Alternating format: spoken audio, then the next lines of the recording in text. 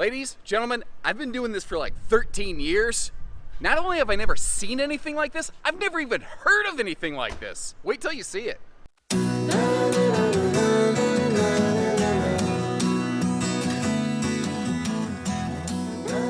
Hey everybody, welcome to Bish's RV. My name is Josh the RV Nerd, and behind us we have the official term for this is called a Unicornosaurus Rex. This is the new Wildwood 176, and there ain't nothing else like it out there. This is a completely unique creation. I'll be very interested to see what you folks think about it, and I'd love your feedback as we go. So here's what we're looking at. If you've seen my 169 video, this is very similar, but they made an adjustment to the bedroom to make this a little more family friendly. So I want to start listing off all kinds of crazy qualities. This thing has a big U-dinette. It has a sofa if you're going to be stuck inside on a rainy day. It has a full bedroom slide, an enclosed belly, and bunks, all wrapped up into something that's like, I don't know, maybe 22 foot long tip to tail, and is less than 5,000 pounds total gross vehicle weight with maximum cargo. There's nothing else like that out there, at least nothing of which I'm aware. I've never seen another RV that checks all of those exact boxes. It is a completely unique creation, and also, based on your feedback on our videos, that 169 couples version of this with the no bunks, they made some adjustments to the way the bathroom doors are working, and I think you're going to like what you see. And if you appreciate how we're keeping you on the very forefront of everything new that comes out, make sure you hit that subscribe button, and let's get going.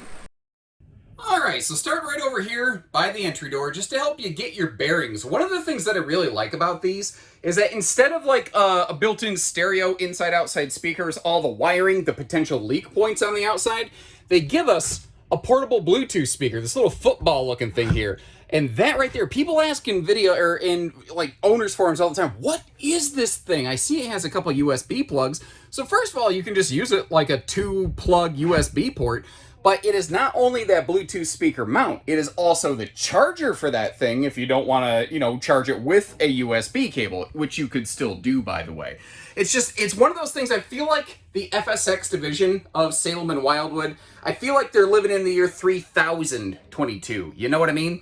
Now, as I said before, the living room, the kitchen, the bathroom, for the most part, is almost exactly identical to what we may have already seen in my 169, video, whereas this 176, the major revisions here is it's got a little bit different bathroom door arrangement, and then it has a little bit different bedroom setup. So just to give you, again, the lay of the land, I just wanted to swoop you around this thing real fast, and then I want to focus in on what is unique on this, in case you've already seen the previous video, and if not, we're going to come back and see all this also in detail. The previous version had 2 swinging doors. So the doors both swung into the bathroom, and they were extremely unwieldy. They were very, not friendly to just kind of move through. Now you see from the bathroom to the living and kitchen area, it is still a swinging door. However, one of the main changes that they made right here is that they had enough room behind that toilet. They went with a sliding pocket privacy door right there. To close off the rear kind of sleeping quarters. So that's major change number 1. Major change number 2, though, most definitely comes back here. Instead of just a full wall storage, situation, which is awesome. If you're looking for a purist couples camper situation, I think the 169 is a better fit. But at the same time, it definitely had some limited seating capacity where that is not a problem on this one. Because now we've got like a dedicated, almost rear private sofa lounge reading book nook or something like that. And I get that this isn't necessarily going to work for everybody, truly. But I think that this is a good model that might be able to work where you sometimes have guests and sometimes do not. We got the back of Mr. Blaine's head here. Apparently he's helping spot somebody back a trailer up. I'm glad that we have a spotter though. And we can see that because we have a giant rear window that, if you notice in this, one of the things they did very well, whether it's here in the bedroom slide side windows, which is awesome, or even in the kitchen, the living room, and here in the bathroom, every window in here opens for airflow. Another really cool feature I noticed, and I think it's very important on this one, and I'll explain why in just a second, but the fact that our ceiling vents up here, you notice how they're all powered. They all have a 12-volt power run to them. And those are the smaller 4-inch fart fans you can get from the dollar store or whatever. But the fact is, you could easily upgrade that to something else if you wanted. And where that's really important is if you notice, this camper does not have centralized air conditioning. That's one of those major points of concern and consideration I want to point out to you so that you know we're being very fair about this. Now, looking around here, this has like a full bed lift, which is very, very cool. You may notice all that, it's almost acting like dresser storage. Yeah, drawer storage down below. But then over here below that sofa that we saw, there's all that tote storage. And I want to give you a couple different views and angles on this thing just so you can see what it looks like from a couple different perspectives. But the fact is, you know, that thing can fold up, it can fold down, you can create bunks, you can create a sofa space. So let's say that there is a family in this thing and you're flat stuck inside on a rainy day.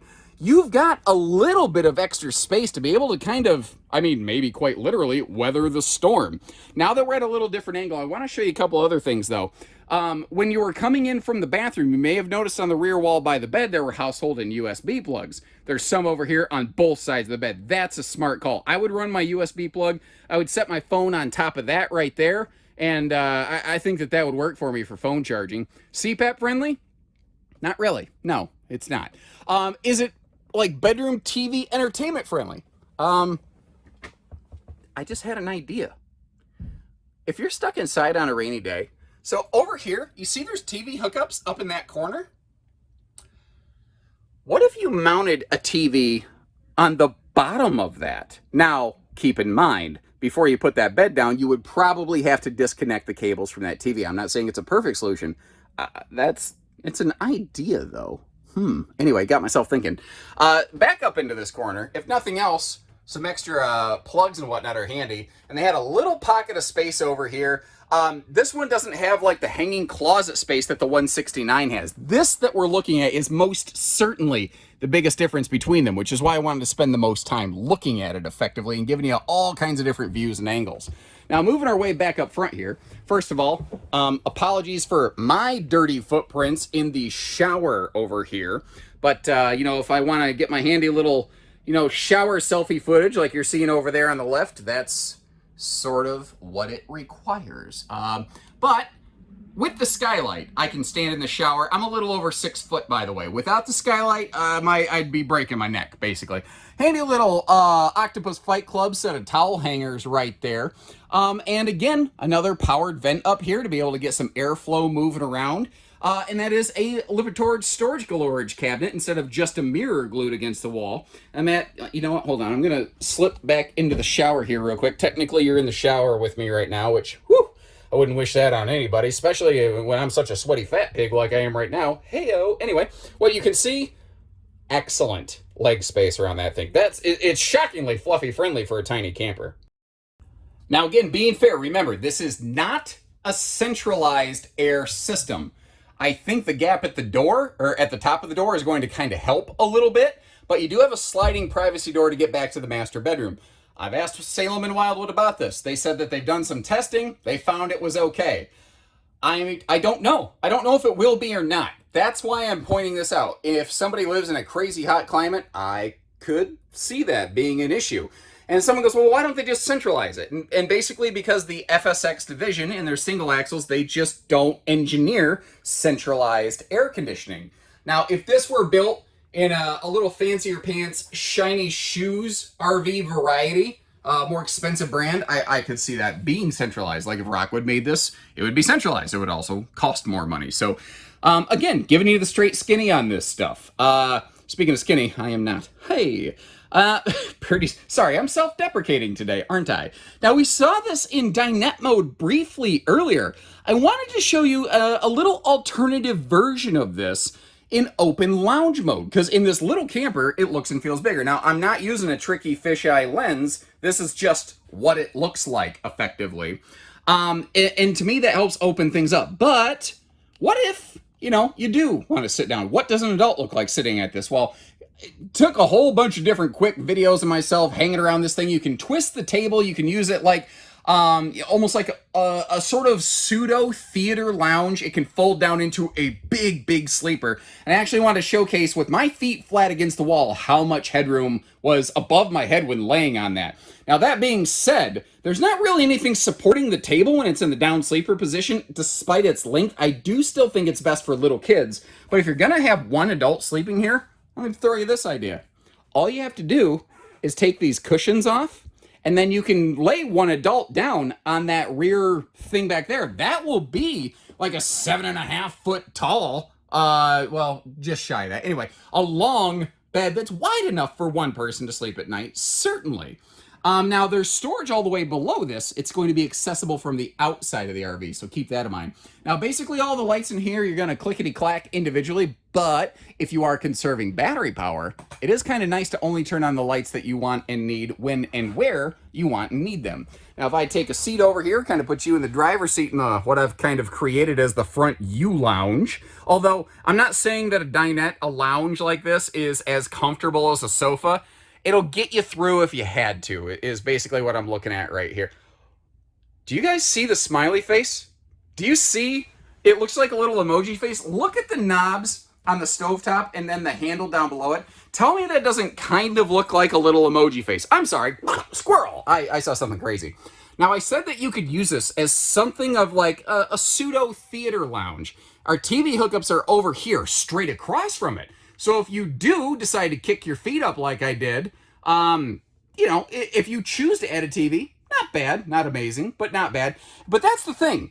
This is not the RV that, like, this is a Swiss Army knife. But if you've ever had a Swiss Army knife or like a Leatherman, you know, multi-tool, they're very useful, they're very handy, but they're not the most useful tool and the fastest tool in every single situation. They have enough to get you through in a pinch, but it's not something where it's intended to be the be-all, end-all of your tool set. That's kind of how I feel about this camper. This is the Leatherman pocket multi-tool of travel trailers. I think that's an awesome description for it, actually. So what I haven't checked yet, and what I'm very curious about, is what happens back here in this bedroom in road mode. And I am glad I checked. I would have totally lost this bet. I would have hoped you could leave the sofa platform down for transit, but what I found is the slide is about 2 inches too long. That platform would actually connect with the base of this bed right here. So when you're traveling, you need to at least fold up the bottom bunk. The top bunk you could leave down if you wanted to. And frankly, I think I probably would, just so that it's jiggle banging around a little bit less.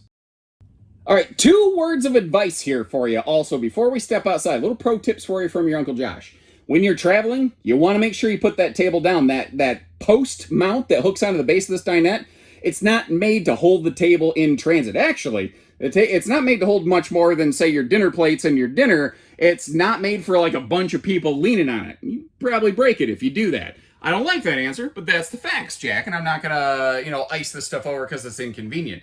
So there's going to be the question, can I lay on the bed? Can I use the slide when it's closed? This is something that I actually talked about in a specific separate video, but something that I really wish I would have shared in that video that I'm now going to have to try to unwind for a long time is, I don't know. I can't guarantee it, nor can Wildwood, nor can Lippert, who makes the slide system. And you're like, why not? And the answer is because they've never tested for it. Neither the slide maker, the slide system maker, nor Salem Wildwood check these things to see if you can use them with the slides closed. Motorhomes are a horse of a different color, but towable RVs, if you want to use it with the slide closed, it is always, without question, going to be a nobody can guarantee it won't fail if you do that, and do so at your own risk using common sense. Now, I do firmly believe that there are a lot of slides in the towable RV industry that can be used when they're closed. I also know for a fact, because I've seen broken slides where the floors got busted out of the bottom of them from people trying to use them in transit, that not all of them are. Is this one? Again, I can't offer a professional guarantee, but I can shoot you straight, and I can give you the information so that you know the right and the wrong things to do with your RV. Just like flipping up that bottom bunk right there. If you appreciate how we took the time to help you make sure you don't break your RV, hit that subscribe button and like our video, or leave me a little note that says, thanks, nerd, something like that, and let's step outside. All right, so first of all, let's talk towing. What are you going to need to move this little sucker around? Well, the base dry weight of this is just over 4,100 pounds. It's pretty much 4,100 pounds empty on the nose.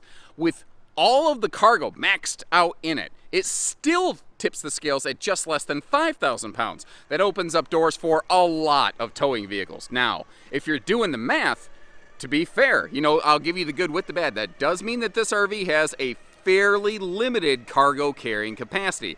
That is going to be one of those areas of consideration that I really want you to focus in on. Like if you're like, man, I'm looking to be a serious off-grid warrior, I want to keep all the holding tanks full and all kinds of stuff. Well, this might not be the right one for you, and I hope you appreciate the fact that I'm willing to discuss what might not be awesome on this trailer versus only saying, oh, look how awesome this part is or that part is. Like, it's a lot of money. Let's make sure we're spending it the right way. I love those slide side breeze windows. That's one of those features I just did not expect to find on a little camper like this. She's slide awning prepped, and if you look above, well, the long flat window, the hot dog window, as it were, over the kitchen, you see how there is a stovetop vent hood, so it is exhausting heat out. That is very cool. You don't always expect to find that. Now, a couple seemingly boring but really clutch details. We do have a black tank flush as well as a hot-cold utility camp shower out here. A lot of little campers like this, you're lucky to get one or the other. And by the way, this does have a single crap cap right there. It's a single sewer outlet kind of camper. Now over here, what they did in the front storage is a little interesting because if you think about it, it has to kind of run under that U-dinette. Now you may be noticing how there's a magnet holdback keeping that bag drawer from bonking me on the head. But remember, this has to take that little bit of a dog leg left around the base of the dinette. But you look over there and you're like, wait a minute, what is going on? Well, jumping to the other side of the RV, this is an interesting thing Wildwood does in a lot of their models. They have this little slide-out griddle cooking station in what would otherwise be a front pass-through. Now, if you don't care about the cooker whatsoever, you could always take that thing out. You could take the heat shield out, and that could just be storage. Currently, at the time of this filming, that is a standard feature. So my question to you, should that be standard? Should that be optional? What is your take on that? And I'd love to provide that feedback to the manufacturer. Now, a thing I do like, if nothing else, I think I would actually leave that little slide-out tray in there, but that may require, it's actually mounted to the heat shielding, so keep that in mind. Little simple side mount solar prep plug over here. If you want to have a portable panel and chase the sun, there is an option for a 190 watt factory roof solar package on this, which is a pretty decent solar package considering the size and classification of camper that we're in. Not the world's biggest awning, but it's also not the world's biggest RV. And remember, we have that portable speaker that we saw inside, so you don't have extra holes cut into the sidewall here, being potential maintenance and or worst case scenario, leak points. You don't have to worry about stuff like that. Now, as long as I'm over here, let me get down. Oh, my knees are popping and locking today. I'm getting old and I'm currently a little heavier than I need to be, which, what else is new? Enclosed accessibility. Like Cedar Creek fifth wheels use that exact same underbelly enclosure right there. It's a little more solid. It just, not to mention the fact it's sectionalized, so if you have to drop individual panels to work on the RV, you can do that. A full rear bumper is kind of a nice find. A lot of RVs have kind of gotten away from things like that. Now, this does not have any current allowances for a ladder from the factory. Not from the factory, not aftermarket. They just don't have anything built into it to accommodate that.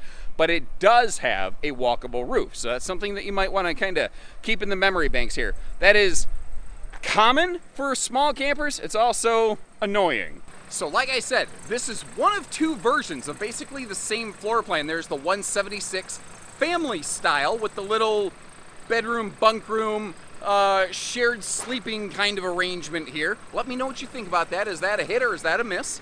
And then there's the 169 with, instead of bunks, it's just pure bedroom storage, basically. Actually, it has more bedroom storage in it than I've ever seen in a small travel trailer before in that 169. So they make it two ways. And speaking of two ways, you can get this in what's either called a Wildwood that we're looking at today, or the Salem. Two names for the exact same trailer. The only difference is that a Salem has a silver exterior and blue accents instead of a white exterior and the kind of graphite bronzy accents that we're looking at here.